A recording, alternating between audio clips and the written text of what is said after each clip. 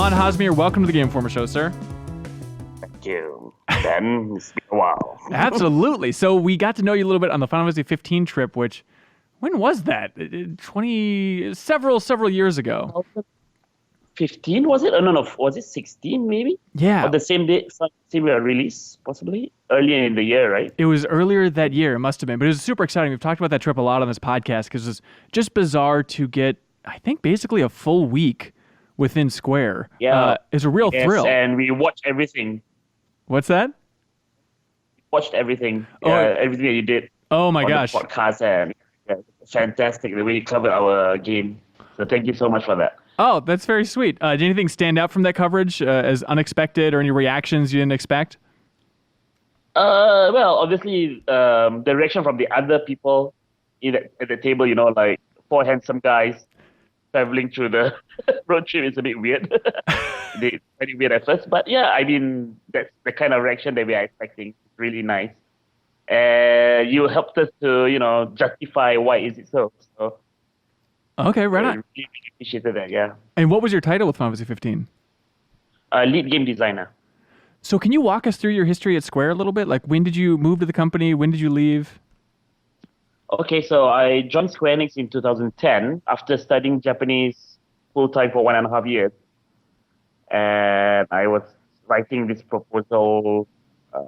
proposal in Japanese, 10-page game proposal. And I sent it all over the place, and I sent it to Square Enix, and I got in 2010. And then I was, during the orientation, they showed us, the ropes, how the level up system works in Square Enix and all that. And then when I was brought to the elevator, they told me that my project would be Final Fantasy Versus 13. And I was like, sorry, what was it? Is it Versus 13? Did I hear that correctly? So yeah, that was my first project in Square Enix. So what was your title with Versus 13 then? At that time, it was just game designer. Yeah. Okay, so do you remember day one what your task was looking at that game? Was it just a lot to download in your brain first? Yeah, interestingly enough, I don't know whether you remember the party room in Insomnia. What is it? The party room in Insomnia. Where Noctis and the heroine at the time. Oh, sure, yeah. Meeting up, and then we had a 2011 trailer where an airship actually crashed into the party room. Okay. Yeah, so I was the level designer for that part. That's wild. And this is under Nomura then? Yes, it was. What was that experience like for you in general when you look back on that era? Oh, no, I mean, it was really, really crazy. I mean, it's just, even working on Type 0 as well. And I was working briefly on Lightning Returns as well. And the experience is always the same, which is, it's really crazy that I'm working with all these great people. Nomura-san, Tabata-san, Toriyama-san as well. And then I was even working with Kitase-san when I was in Type 0 as well. So, yeah, and then in Final Fantasy 15, as you know already, we had Naura-san on board as well, Kamiko Kuryo-san, all art directors, right? Great art directors of the last Final Fantasy titles. So, yeah. Really. So, in general, the arc was like, you're working on Versus 13 as a designer, then that game kind of slumps off, goes into hibernation a little bit while it gets reworked, and then in that meanwhile, you worked on Type 0 and Lightning Returns? Yeah, Type 0 and Lightning Returns, yes. What was it like to... Lightning Returns was just a little pre-production, but that's about it. And I went to 15. Okay. What was your greatest geek out moment? I'd imagine being a fan of Final Fantasy and Square. Do you remember one conversation that stood out with Kitase or Nomura? Oh my god. There's a lot. I don't know which one would stand out the most, but I think talking about Final Fantasy VII, with all the people who have worked on it before, even Nagasato-san, he was also part of my team, even in 15. So we were talking about 7 a lot, and how I cannot mention much about it. But yeah, they mentioned to me about the process of how Final Fantasy VII's world is very colorful and all that stuff. So I'm seriously looking forward to the remake, actually. Yeah. Of course, yeah. Did you have much insight in it? I remember it was at BD1 that was working on the remake, and you guys were BD2. Yeah, I was in BD2, so I don't know much about what's happening in there. So Okay. I'm really, really looking forward to it as a fan, purely as a fan. Yeah, you don't have to go into specifics, but I think it's interesting just you getting so much insight in the development of a game like Final Fantasy 7, working with the people that actually worked on it originally. Did you have just an overall takeaway, an overall sense about just something that surprised you about the development of those old Final Fantasies? How fast they were made, how loose things were, anything like that? I think one of my biggest um, takeaway was that before I joined Square Enix, I was in Malaysia, and uh, a lot of the game design I've learned, game design principles were based on logic, you know. But when I joined Square Enix, it was a lot about instinct, you know. Like for example, like the airship crashing into the party room. I still remember my first meeting about it. It was literally a bunch of sound effects in the meeting room. So it's like, okay, so the airship goes blang and then bam, and I was there lost for a while. And suddenly, the style how they design it is that you have to make the prototype first. You have to make sure that the controller is in your hands and you can feel the game. Then only you know it's fun. You know. Wait, I'm sorry, So I couldn't hear you through the audio, but you said you have to design what first? you have to design the game based on instinct. Like when the controller is in your hands, Yeah. then only you will know whether the game is fun or not. So a lot of game developers that I know before that, they were designing based on game design specification documents, right? Like the logic of game design, the balance, and all that, all based on only theoretical logic. Yeah. So a lot of things that happen in Square Enix is mostly about instinctive design, which I really love. Yeah. You love, I mean, are there downsides to working that way, of going off a feeling and then trying to design the actual specific design backwards? Well, of course, being lead game designer, it was difficult to convince everyone to implement the idea first before we know it's fun or not, right?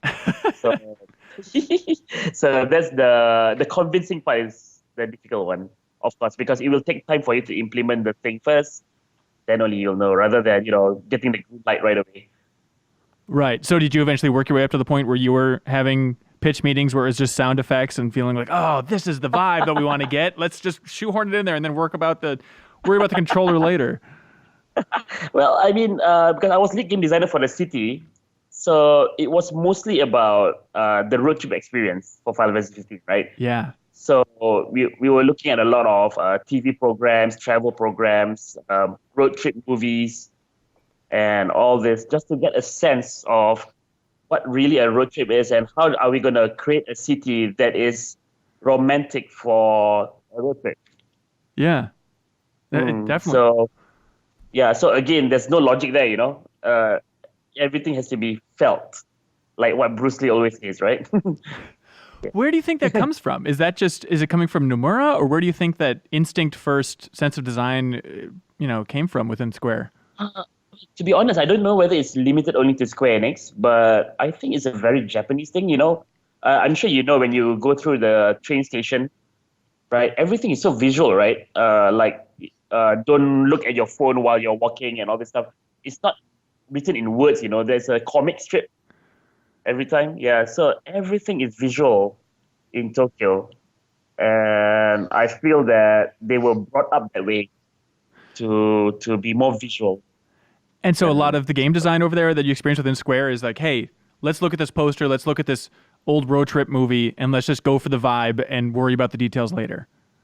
Well, I wouldn't say to worry about the details later, but yeah, the vibe is very, very important. One thing that I really learned from Square Enix is, especially from Tabata-san and the team, is the user experience. The user experience of a road trip is everything.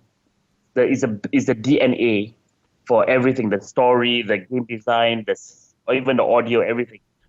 So caring about user experience first is something that I also do in my current company.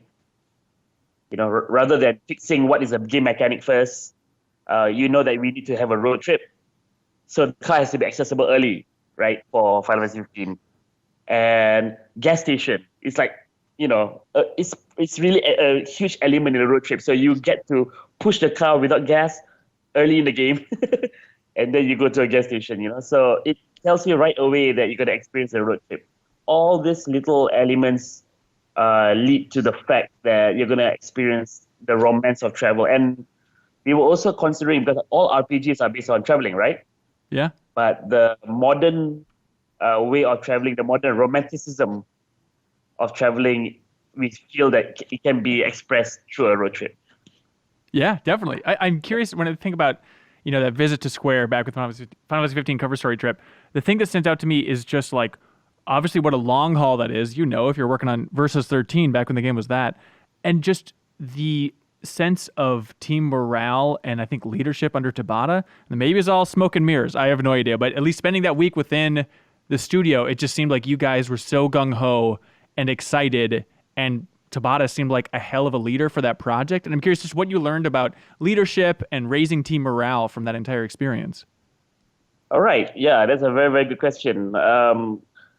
I seriously admire Tabata-san because how would you say this? Like, he's very unique, and he keeps everyone on their toes, And we have this term called Tekisai Tekisho, which means assigning to the right people to the right position. So Tabby is a very big fan of assigning tasks to people who are really, really good at it or very interested in it. Like, for example, the art director of the monsters in the game is Hasegawa-san, and he is a crazy animal maniac.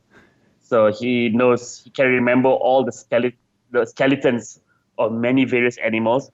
He was the one who designed the skeleton of the behemoth. Yeah. In the first place. Yeah, I mean, it's a fantastical monster, And then we have Nasu-san. Now he's a development manager. For Final Fantasy 15. But he was once a lead game designer for the vehicle team. He used to be a truck driver for 7 years. You met him, right? Remember, yeah, during your trip? I think so. Yeah, he was the one who brought us to many various places. Okay.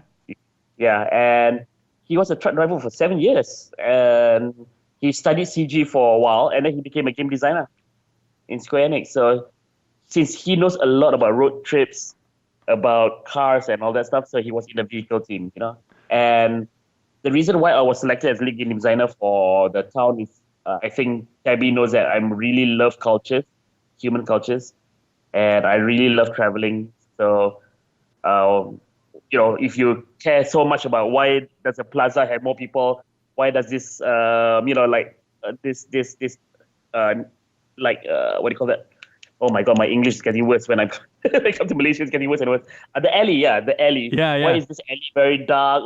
Why isn't anyone there? Because I love all this cognitive behavior in urban planning. So because of that, I think I was assigned the task to pick the towns. And so it's just a matter of Tabata taking the time when he was brought on the project to understand everybody's specialties. And what does that mean? Just extra long lunches with each person individually, or just being more social overall with the team? Or how do you figure this out? What's the lesson?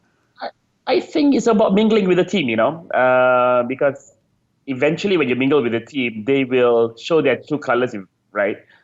And, we had a desk, and then we had a bunch of mangas, we had a bunch of toys. So it really shouts out your personality. My desk was full of travel mangas and even food manga, cooking and all this. Yeah. So, yeah, and a lot of people were really outright with their hobbies on the desk. And yeah, I think, and not only that, like, for example, if someone suddenly is interested in cars, right? So Tabby will actually ask that person to move near to the vehicle team. We were very UX centric, meaning that we were very feature centric. That means that not all the programmers were sitting in one corner, not all the game designers were sitting in one corner. Everyone in the town team was sitting together.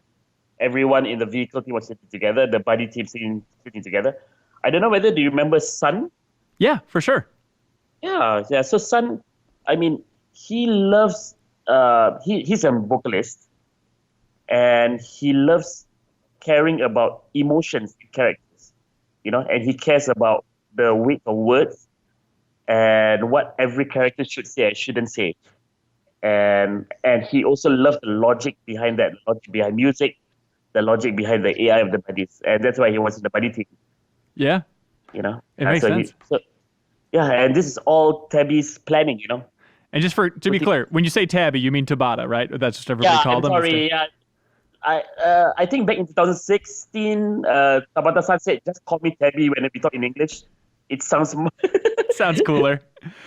So do you remember a pivotal moment within that game's development where Mr. Tabby-san, when he like really raised morale? Is that more of a struggle or less of a struggle than I think, of just such a long project? I'd imagine every week you have to have a meeting of like, come on guys, we're almost there, let's keep going. Like, do you remember specific meetings where it was a big rallying moment? There's no one specific meeting, but Tabby is very good at keeping everyone on their toes. So we have always something exciting every month, you know, including you coming over to the studio. Please. It's also a big project by itself, you know. Just to get the demo ready and all that stuff? Yeah, because we really, really wanted to show a lot of things to you guys as well, you know. So we had to arrange the room, right? And Epic Mealtime came over as well. So we had PR going on. Also, every time we were reading about something new, or playing a new game, for example, then we'll try to see what kind of things that we can learn from this and put into the game as well to make the game more relevant for non-Final Fantasy fans as well. Yeah. Do you remember one game in particular that really stood out and was a big discussion amongst the team? Wow, a lot. Oh my God, so many. Uncharted was definitely one of them. For the city, AI was Hitman Absolution, for example. Oh, interesting. Assassin's Creed was also a very big thing for us. Yeah, many. Even Forza Horizon. You know, just for from one city, you travel from one concert to another, right? So that romanticism of traveling from concert to concert was also something that was interesting to us. Yeah. Yeah. When you look back on the game's development, what is the most memorable moment for you? Oh God. What stands out as the most interesting? Oh God, there's so many. It's a long time, man. Yeah, it's a long time. I guess the most memorable moment was for Lestalem, one of the cities in the game. We had to. There was a Cuban architecture, and we had Middle Eastern markets, and also Malaysian food culture. Oh, of course. Yeah, because we have stalls because we want to make a city where everyone seems poor but they're actually very happy. So Malaysia came to mind, and we had stalls, and then actually the scheduling for the NPCs, they stayed longer through the night compared to the other cities, just like how Malaysia is, and so we had to study Malaysian food culture. I took the entire team to a Malaysian restaurant. Okay, and the owner of the restaurant was so nice to help us to study Malaysian food. And one of them, I don't know whether you noticed this in Lestalem, there's this guy who pulls a tea. Okay. It's like he takes 2 cups of tea and then tries to pull it so that it can make bubbles in the tea. It's called teh tarik in Malaysia. And our animator actually did it in the Malaysian restaurant, and so much tea was spilled on the floor. Tried to do that, and the amazing thing is, 2 weeks after that, we went to the motion capture studio, and he pulled it off perfectly. Oh, that's amazing! He's remembered it that well. Yeah, so it was really, really good. And then after that, the VFX came in, and the tea was actually flowing from one cup to another. The VFX guy kept on cursing, oh my, why do I have to do this stupid shit? But, it turned out really well, so I was very, very happy. Yeah, Liquid, it's always tough in games. Yeah. Okay, tell me if this is a right read. Again, just reflecting on that trip in general, it seemed like kind of the newer age of leadership within Square was pushing for more transparency from the company. And in my mind, it seems like it came from Final Fantasy XIV's release, and then the reboot of Final Fantasy XIV, and realizing like we need to communicate exactly what we're doing here and why. And it seemed like that kind of filtered even into the Final Fantasy XV team, with Tabata being just amazingly frank and honest in all the interviews about the state of the Final Fantasy brand. Is that a correct read on where that kind of push for transparency came from? Well, I can't comment much on that, but what I can say is Tabata-san is already like that Yeah. anyway. Yeah, so when he was leading Final Fantasy 15, you can already expect a lot of transparency and straightforwardness from him. And he'll keep you on your toes in a bunch of different And he'll ways. keep us on our toes. Yeah, because I love that, you know. I think, we cannot be always stagnant doing the same task for many years, you know. So this is something I learned that I adopted into my current company as well. Yeah. You know, we always refresh our task every 2 weeks. So you're not always working on the same task every time for no straight roads. Yeah. So how does that work? How do you refresh things? We use an agile methodology, but we try to adapt it to our technique a bit, our company a bit. So in Metronomic, what we do is we have a sprint every 2 weeks. We do a little scoring system, but the scoring system is more to ask everyone how you feel about your task at the moment and how do you feel about the game. Is the game going to sell? And yeah, because they have to understand that it's a product, right? Yeah. And whether it's fun or not, you know, whether they think that the users will like it. And after we have the evaluation, we will decide what is the goal of the current sprint, and it will most probably be different goal than the previous one. So everyone gets reset and then moves on to new task. Even the grouping will be different. And then after that, after 2 weeks, they present all their deliverables in a sprint meeting, and then we reset again. So every 2 weeks we reset. This is something I learned from Square Enix, keeping everyone on their toes. Yeah. What lessons did you learn from Square just about? It seemed like, again, we were only there a week, but it seemed like you guys were really pushing hard and working really late hours on 15, especially towards the end there. Did you have any takeaway for the new team on that front? Well, definitely less late hours, Okay. of course. But most importantly, though, is the DNA of the game is very, very important. No matter what we do, we always go back to the user experience. In No Straight Roads, the user experience is your music can change the world because it's about an indie rock band trying to topple an EDM empire. So we have to make sure that your actions change a lot of things in the world. So we actually have Mayday and Snook, the main two characters, transforming props into weapons with their music. Yeah. So that's changing the world physically. We also have very talented musicians. We have James Landino, Andy Tunstall, and so Pageman. And they are actually working on dynamic music. So when you fight the boss, it will slowly change to rock and then back to EDM and back again and back to rock, depending on the HP, depending on the story and all that. And finally, you also can change the mindset of the boss. So we have a lot of character development in every boss fight. So your music can change the world for us. It's the primary thing to fall back to whenever we decide on a new feature or something like that. For example, as you know, in Final Fantasy 15, Sun and his team put in so much effort into the photography AI of Prompto. Yeah. You know, if you try to do that in another game, all the programmers will just want to kill you, basically. It is very difficult to make a photographer AI. Why not just make a screenshot, right? Rather than framing, lighting, and all this crap, you know? But for Final Fantasy 15, that was very important because the DNA was a road trip, similar to with our game as well, No Straight Roads. Because the UX is your music can change the world. So it is worth it to put a lot of money and a lot of effort into the prop transformation, into dynamic music. Our music really changes. For every single boss fight, we have 3 versions. We have EDM, rock, and boss-specific music. Multiply that with 3 channels, backing melody and rhythm, and we can change depending on the situation. So that's a lot of effort for one boss, but it's worth it because of the UX. Right. I mean, that's a lot of effort. Do you have strict hours of like, look, you guys, we can't repeat what happened at Square. Let's leave the office at this time, no matter what.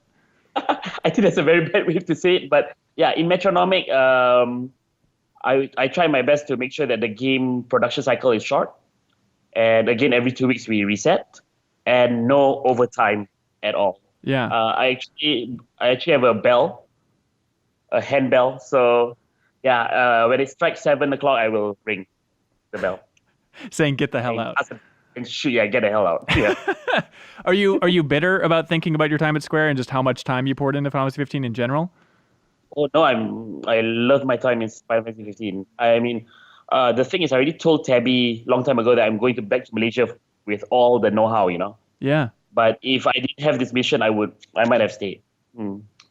Oh, interesting. Did you? I love my experience in Square Enix. Seriously, it was really an honor to work with all the great people.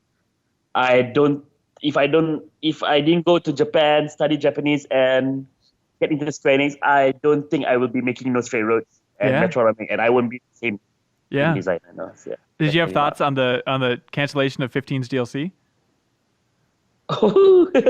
Oh, tricky question. No, I was well as a user also I was looking forward to it, but circumstances are circumstances. So yeah, Circumstances are circumstances is the yeah. best vague way to explain everything with Final Fantasy 15's Yes. development. Well, I'm in a position, so yeah. Yeah, that's got to be tough. Yeah. I'm so jealous of your insight into Square as a company overall. I feel like so many people, especially in the West, it's a lot of just what are they thinking? What is going on over there? Exactly, right? Yeah, and that was the same feeling I had when I joined. There were so many culture shocks.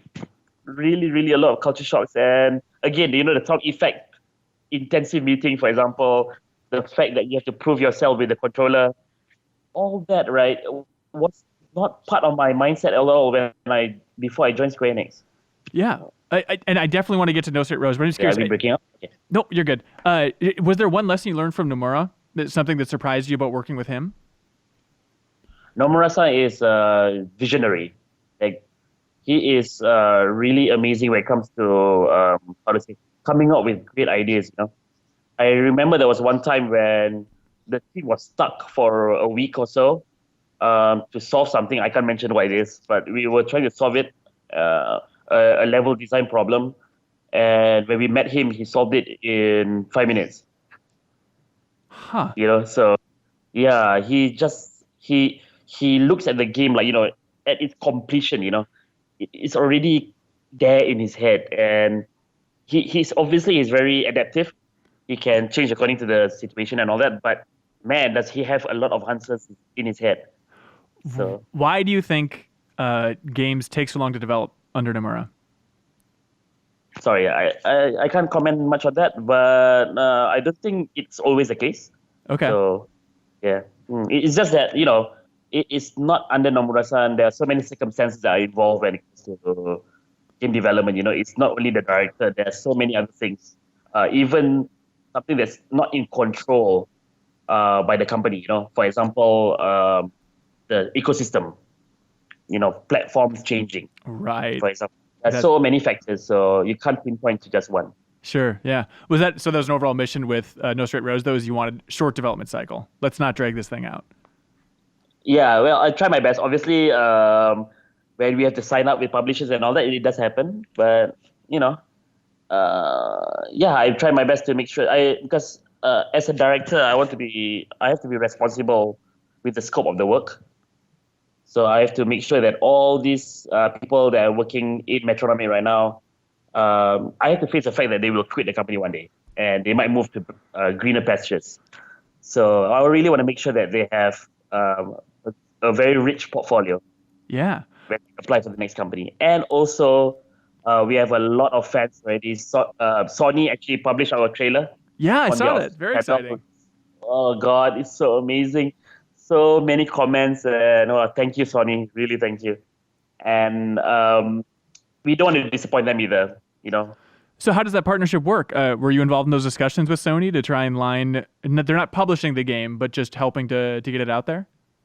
Yeah. I mean, we presented the game to Sony, and yeah, it got very good reactions. So, and then after that, we actually went through every game show. We try our best, although we are just a small studio. But something I learned from Square Enix as well is exposing the game early on is a good idea. Yeah. Like remember episode that Sky, yeah. So for me also, because the concept of a game, all the enemies following the music, but not really a rhythm game, you know, that kind of concept, it might sound really cool, but I don't know whether it will fare well with the users. So I spent a lot of money in going to Tokyo Game Show, into Paris Games Week, and also recently we went to GDC, PAX East, and also EG Express, and yeah, it was really really amazing. I mean, this is a bit strange for me to say this, but pleasantly surprised that a lot of people like the game. And a lot of people want it on the Nintendo Switch, right? Yeah. Well, but but Sony was there for it.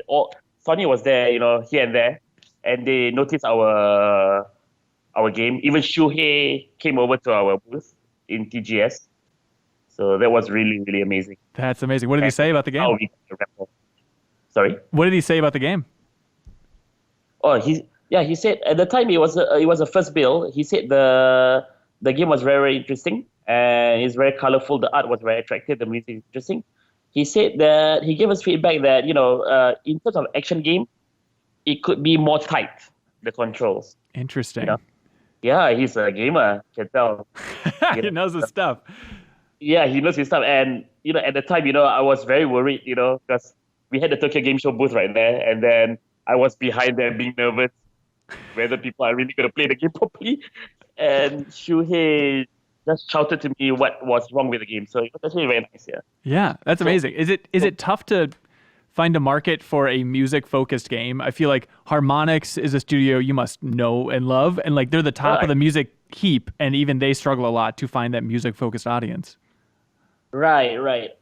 It's gaining popularity though, music games, thanks to the mobile. But I've been a music gamer since 1997, maybe 95. I don't know. Beatmania 1. Beatmania 1. Okay. Yeah, and Guitar Man, Space Channel 5. Hell yeah. Yeah, all these wonderful music games. If you name a rhythm game, most probably I played it. Sure. And the problem is that whenever I play a rhythm game, whenever I invite my wife or my cousin to play with me, they say no, I'll just watch you play. And I found this very interesting because everyone loves music. And to a certain point, everyone has rhythm sense. Like when you hear the song of Ariana Grande, for example, you just somehow know anyone will know when the chorus is going to kick in 5, 4, 3, 2, 1, and So yeah, I was to make a game where you are not limited by a device like a keyboard or like a bunch of keys that you have to press according to the rhythm. Rather, I would like users to use their natural instinct to follow the music. So we created a game where the bosses actually follow the rhythm. So again, the chorus concept, right? So 5, 4, 3, 2, 1. If you know the chorus is coming, you know that attack is going to come. So you have to avoid it, but avoiding it not like you have to press it exactly. Yeah. If the boss attack in the center, why don't you just avoid the center before the chorus comes? Basically. But the idea is that you have to understand the relationship between the music and the boss. Impossible to play on mute. In event. Yeah. Sorry? It's impossible to play the game on mute. You want people with headphones on, ideally here. Yeah, ideally. Of course, we like to cater to people of hard of hearing as well. So we plan to put in some UI to aid them in the gameplay. Oh, that's nice. I'm curious about you building up the team in general. You wanted to move back to Malaysia. Is there a big game development scene there? Actually, yes. Unfortunately, not many people know about it. Yeah, so the government is very supportive of the video game industry in Malaysia, actually. We recently had a national budget for esports. Really? A national budget, yeah, allocated for esports. So even for animation for video games as well. And we're actually located in an incubator that is supported by the government. So we have a huge room. Every island has a different video game company, and none of them are paying rental at the moment. That's incredible. Are there big games that have been developed in Malaysia that we're not aware of? Yes. So, I mean, I think Malaysia is very well known to be an outsourcing company, outsourcing country, Okay. right? We have really, really amazing partners. When I was in Square Enix, we had amazing partners like Streamline Studios. They helped us with Final Fantasy 15, the Titan Battle. Yeah. Yeah, yeah. So they helped us with that. Also, there was a company called Lemon Sky who has done a lot of things like StarCraft Remaster. The new Command and Conquer is going to be done by them as well. Oh, wow. Yeah, yeah. And then we have Passion Republic who did the monsters for Dark Souls. You know? Yeah, Really? so we have a lot of companies there. Yeah. In terms of original IP, that's where we're a bit lacking in terms of lacking in terms of exposure. There are a lot of nice games in Malaysia. So, for example, we have Examius. It is a FPS hybrid strategy multiplayer game. It's on Steam right now, actually.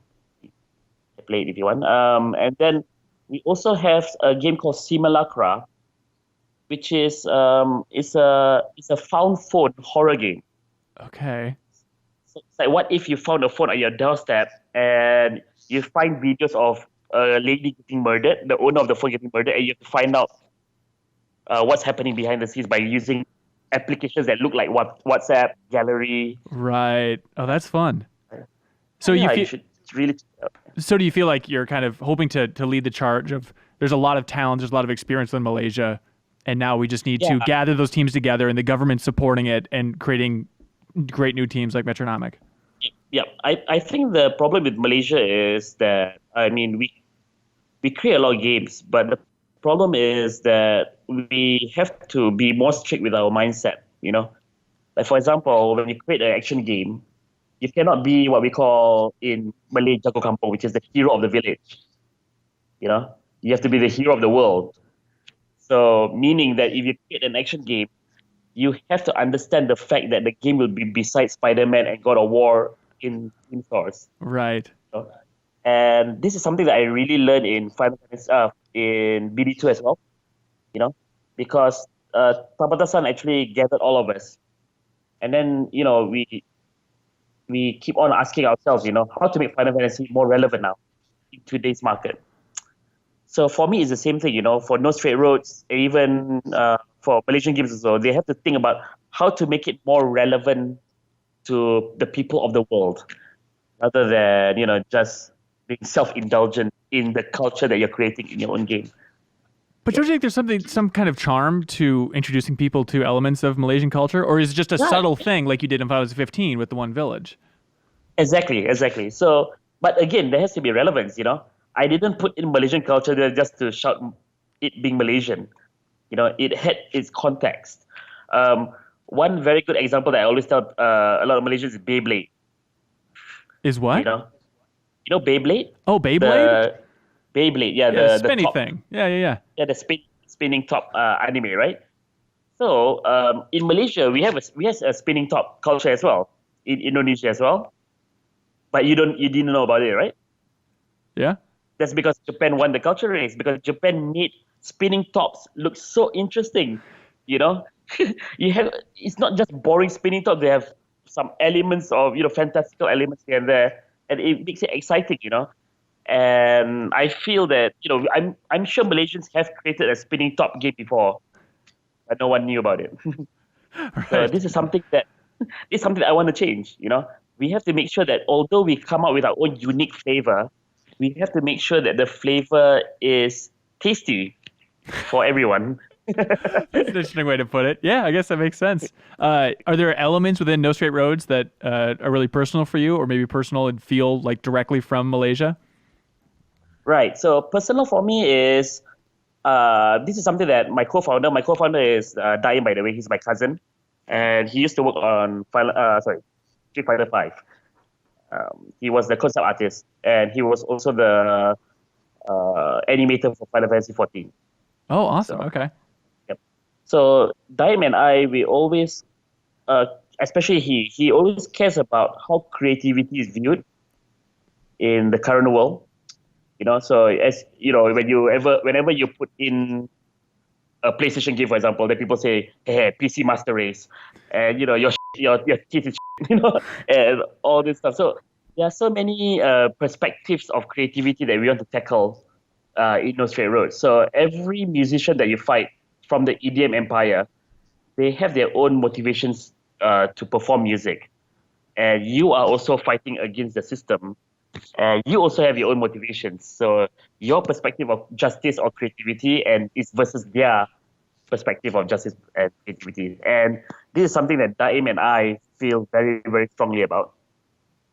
So we try to adapt our thoughts and some of Daim's personality as well into each boss of the game, because he's a very, very creative-minded person. And I'm not supposed to say much about it, but there will be something very Malaysian in the game as well in terms of genre.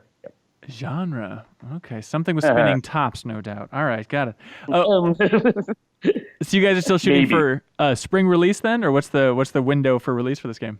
Right. Because you saw the Tokyo Game Show trailer, so that's a bit old. So it will come out sometime later this year. Later this year, maybe even holiday window.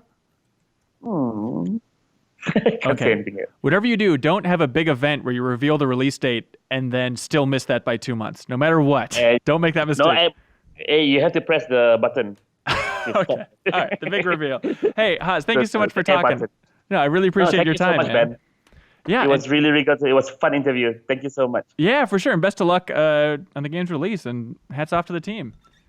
Thank you so much, Ben. You're always welcome to come to our office in Malaysia. Oh, I would love that. I'll bring you to some good food, some good restaurants. Yeah. What's peak Malaysian food? What should I look forward to?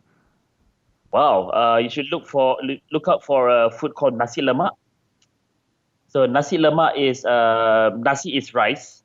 So it's rice cooked in coconut milk. Okay. And there's chili sauce at the side with a very nice roast chicken at the side as well. All right. Some anchovies. Yeah. So you have spicy, you have sweet, and you have something savory. That's too complicated for an American tongue. I'm sorry. We just need one of those flavors. That'll do it. I'll make it simple for you. Okay. All you do is just put everything on the spoon and taste it, and that's it. All right. I can handle that. Cool. Haas, thank you for your time, man. Really appreciate it. Okay. Thank you so much, Ben. That was just a clip from a larger show called The Game Informer Show. You can find it on iTunes, Google Play, or GameInformer.com. We take the fun opportunities and exclusive information from Game Informer magazine and boil it into a show that airs every Thursday with exclusive cover story information, developer interviews, a lot of fun stuff. So come love games with us.